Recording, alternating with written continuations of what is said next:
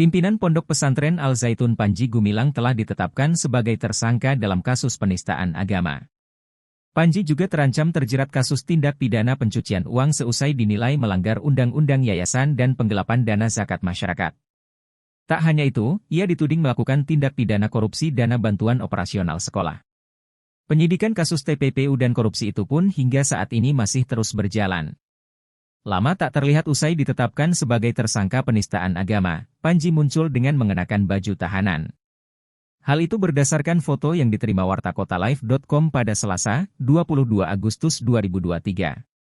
Dari foto tersebut, Panji tampak berada di sebuah ruangan bersama sejumlah orang yang mengenakan kemeja putih. Panji mengenakan kemeja biru dan dilapisi baju tahanan berwarna oranye serta peci, celana, dan kacamata hitam.